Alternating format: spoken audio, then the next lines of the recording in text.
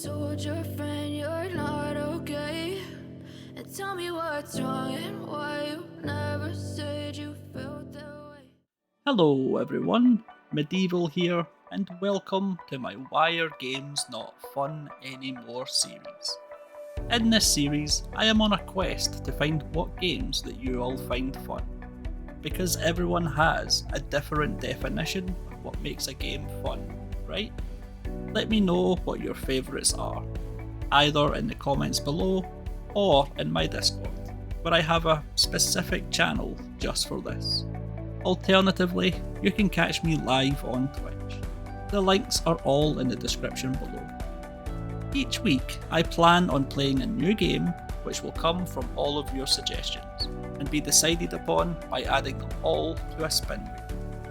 Whatever the wheel lands on, we will play that following week. So without further ado, let's have a look at what we had this week. Welcome to week 4, everyone. This week we played a game called Heavy Rain, and this game was suggested to us by our good friend Radalini. Heavy Rain is a story-based game released all the way back in 2010. Even more surprising is the fact that I had never even heard of it, especially with it being a PlayStation exclusive as well. The plot of the game is there is a killer at large kidnapping and drowning young boys. The killer is known as the Origami Killer because he always leaves a little origami figure at the scene of each crime, and it's your job to try and track down who it is and try to save the latest victim. You do this by taking control of several characters, which we will get to later. You start the game off as Ethan, a rather well-off family man. You awake in the morning, get yourself dressed just in time for your wife and 2 sons getting home.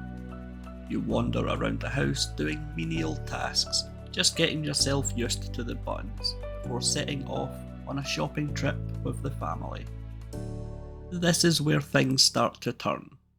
Your wife and one of your sons go into the shop, leaving you in charge of looking after your other son, Jason, who is a little pesky and keeps wandering off. Before long, you find yourself scrambling to find him inside a busy mall. You eventually catch up with him just outside the front doors, but he is across the road. And as you shout on him, he hears you and immediately starts to cross to get to you. You notice the car coming, so run out and try to get to him first, but the car hits you both, killing Jason and putting you into a coma. I'm not one for giving out spoilers, but this really isn't one, as it's very integral to the story. You can't tell the story without first knowing all of this. After awaking from a 6-month coma, life is very different for Ethan. He has split from his wife, who most likely blames him for the death of Jason, and he spirals into a life of depression. Things get worse for Ethan as he starts to have these blackouts that last a few hours and always end with him somewhere different, with no memory of what happened and carrying an origami figure. Could Ethan really be our killer? It is during one of these blackouts when Ethan's second son Sean gets kidnapped while under his care, and the game becomes, can we save Sean, as well as figure out who the killer is. This is where we start to meet our other playable characters, who, coincidentally, all seem to have some sort of mental or self-inflicted problem. We have Norman, a member of the FBI, taking on the case to try and find the killer, but he has a heavy drug addiction. We have Shelby, a private investigator, also trying to find who the killer is, but he suffers from severe panic attacks. And then there is Madison, a woman who sees Ethan struggle and befriends him to help, but suffers from insomnia.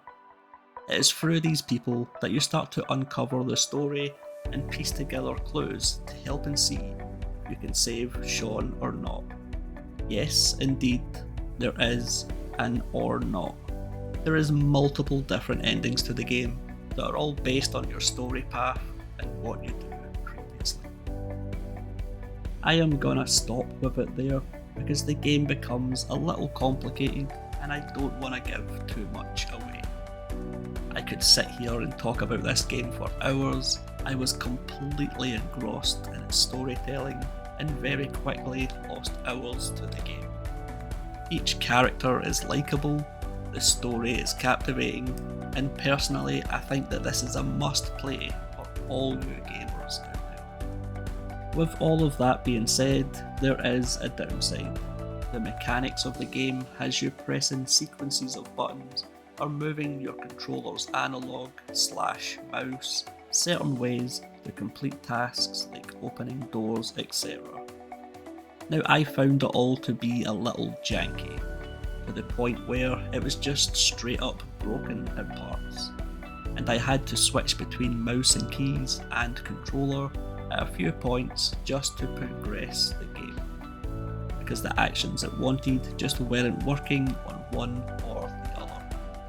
And it's even more irritating in the middle of a fight scene, where it's wanting numerous buttons pressed quickly and one or the other just doesn't work. Worth mentioning that I played on PC, and this is where the problem likely comes from. Being a console game, it's probably best to play this on a console. Like I said, I had so much fun playing this game. The story gripped me probably more than any other. I was desperate to figure out who the killer was and stop them.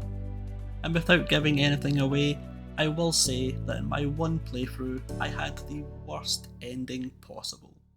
And since then, I've found myself with this desire to just play through it again. I have to get a better ending. Heavy Rain is going to get a score of 82 on our leaderboard. Add this one to your playlists, you won't regret it. We are back next time with Destiny 2 landing on the spin wheel. I hope to see you all there, and until next time, take care. I know you told your friend you're not okay, and tell me what's wrong and why you never said you felt that way. And guess you're trying to stay strong and fake a smile until I look.